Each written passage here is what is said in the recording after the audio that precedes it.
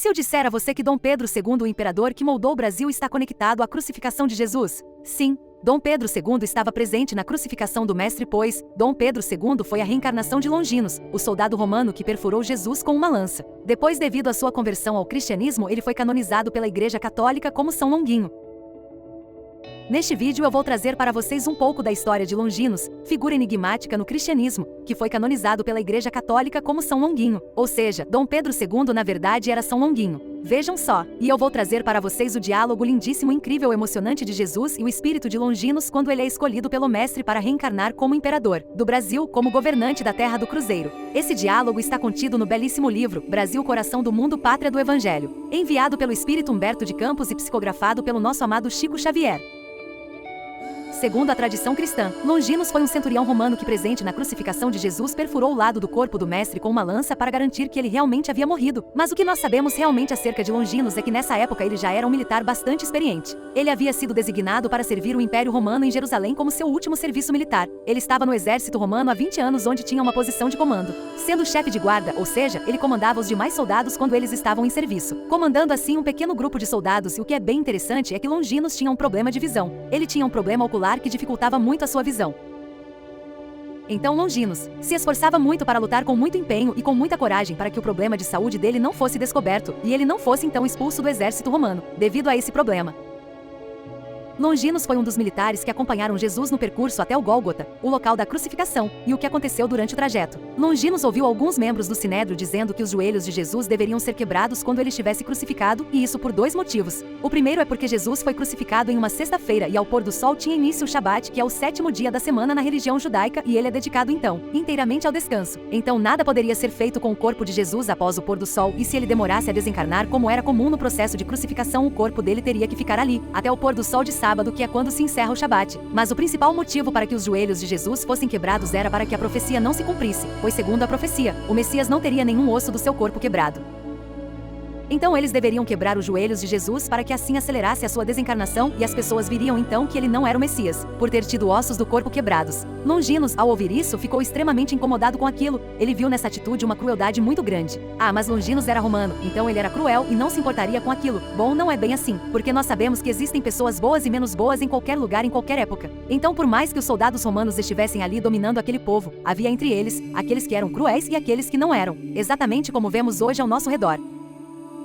Então Longinos achou aquilo uma crueldade muito grande com aquele homem que já estava machucado, humilhado, abandonado por grande parte das pessoas que ele ajudou. Aquele homem que o Império Romano representado por Pilatos não queria condenar, porque Pilatos não queria condenar Jesus, mas não porque ele gostasse de Jesus. Para Pilatos, Jesus era uma pessoa qualquer. Ele apenas não queria condenar o Mestre, porque o Sinédrio estava exigindo essa condenação e ele, como autoridade romana na região, não gostava de se curvar aos desejos do Sinédrio.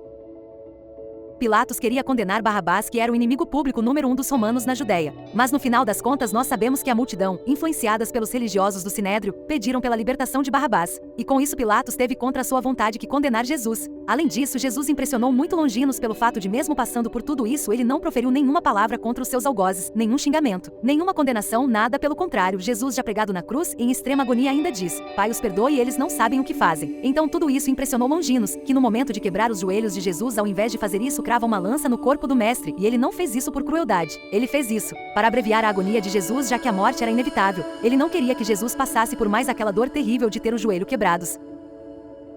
Mas até então Longinos não via Jesus como filho de Deus. Nada disso. Para ele Jesus era mais um em meio a tantas pessoas ali daquela região, e para Longinos, como um militar romano, a sentença de Pilatos era justa e deveria ser executada. A única coisa que o incomodou foi esse ato de crueldade do Sinédrio.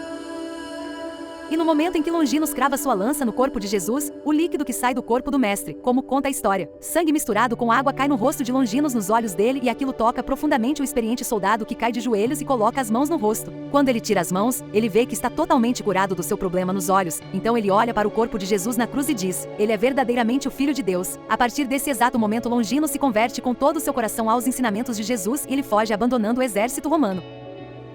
Ele deixa Jerusalém e vai para a Capadócia, onde hoje é a Turquia, e a partir daí ele se torna um desertor e o exército romano punia os desertores com a morte. Então, depois de um tempo, Longinos é capturado e as autoridades romanas descobrem que ele era um desertor, e com um agravante, por se converter aos ensinamentos de Jesus em detrimento a todos os deuses da religião romana. Isso piorou a situação dele, mas esse era um caso diferente. Não era uma simples deserção. Era um militar abandonando tudo para seguir Jesus, um simples carpinteiro e pregador.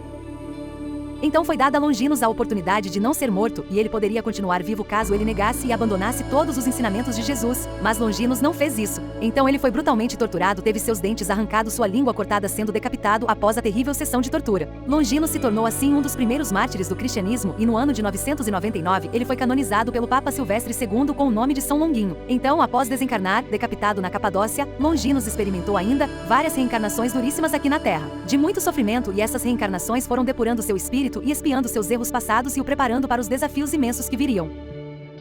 Chegamos na época da independência do nosso país. Os portugueses estavam revoltados pelo fato do Brasil, sendo uma colônia, ter sido alçado ao posto de Reino Unido a Portugal. Então os portugueses queriam que o Brasil voltasse à condição de colônia. E para isso exigiram a volta da família real, já que eles estavam no Brasil. A família real volta, mas Pedro I, filho de Dom João, herdeiro do trono português, fica no Brasil, e após pressões de Portugal para o seu retorno, ele e Leopoldina, que viria a ser a nossa primeira imperatriz. Inspirados diretamente pelo espírito Ismael, o governador espiritual do Brasil, por ele e suas falanges articulam e declaram o Brasil independente. Em 1822 até 1824, o nosso país passou por muitas dificuldades e tensões até que nesse ano a nossa Constituição foi jurada e assinada, e durante todo esse período de turbulência Dom Pedro I foi assistido pela espiritualidade, pelas falanges de Ismael, pois o nosso país é um projeto de Jesus. Para a transição do planeta nós seremos o coração do mundo, a pátria do Evangelho. Então tudo obedeceu a um planejamento maior. Então, definitivamente proclamada a independência do Brasil, Ismael leva ao Divino Mestre o relato de todas as conquistas verificadas, solicitando o amparo do seu coração compassivo e misericordioso para a organização política e social da pátria do Evangelho. Corriam os primeiros meses de 1824, encontrando-se a emancipação do país mais ou menos consolidada perante a metrópole portuguesa. As últimas tropas reacionárias já se haviam recolhido a Lisboa, sob a pressão da esquadra brasileira nas águas baianas. No Rio de Janeiro transbordavam esperanças em todos os corações, mas os estadistas topavam com dificuldades para a organização estatal da Terra do Cruzeiro. A Constituição, depois de calorosos debates e dos famosos incidentes dos Andradas, incidentes que haviam terminado com a dissolução da Assembleia Constituinte e com o exílio desses notáveis brasileiros, só fora aclamada e jurada justamente naquela época, a 25 de março de 1824. Nesse dia, findava a mais difícil de todas as etapas da independência, e o coração inquieto do primeiro imperador podia gabar-se de haver refletido muitas vezes, naqueles dias turbulentos, os ditames dos emissários invisíveis, que revestiram as suas energias de novas claridades, para o formal desempenho da sua tarefa nos primeiros anos de liberdade da pátria. Recebendo as confidências de Ismael, que apelava para sua misericórdia infinita, considerou o Senhor a necessidade de polarizar as atividades do Brasil num centro de exemplos e de virtudes, para modelo geral de todos. Chamando Longinos à sua presença, falou com bondade. Ouçam só que emocionante a conversa de Jesus e Longinos. Longinos, entre as nações do orbe terrestre, organizei o Brasil como o coração do mundo. Minha assistência misericordiosa tem velado constantemente pelos seus destinos e, inspirando a Ismael e seus companheiros do infinito, consegui evitar que a pilhagem das nações ricas e poderosas fragmentasse o seu vasto território, cuja configuração geográfica representa o órgão do sentimento no planeta, como um coração que deverá pulsar pela paz indestrutível e pela solidariedade coletiva, e cuja evolução terá de dispensar, logicamente, a presença contínua dos meus emissários para a solução dos seus problemas de ordem geral. Bem sabes que os povos têm a sua maioridade, como os indivíduos, e se bem não os percam de vista os gênios tutelares do mundo espiritual, faz-se mister se lhes outorgue toda a liberdade de ação, a fim de aferirmos o aproveitamento das lições que lhes foram prodigalizadas. Sente-se o teu coração com a necessária fortaleza para cumprir uma grande missão na pátria do Evangelho? Senhor, respondeu Longinos num misto de expectativa angustiosa e de refletida esperança, bem conheceis o meu elevado propósito de aprender as vossas lições divinas e de servir à causa das vossas verdades sublimes, na face triste da terra. Muitas existências de dor tenho voluntariamente experimentado para gravar no íntimo do meu espírito a compreensão do vosso amor infinito, que não pude entender ao pé da cruz dos vossos martírios no Calvário, em razão dos espinhos da vaidade e da impenitência, que sufocavam naquele tempo a minha alma. Assim, é com indizível alegria, Senhor, que receberei vossa incumbência para trabalhar na terra generosa, onde se encontra a árvore magnânima da vossa inesgotável misericórdia. Seja qual for o gênero de serviços que me forem confiados, acolherei as vossas determinações como um sagrado ministério.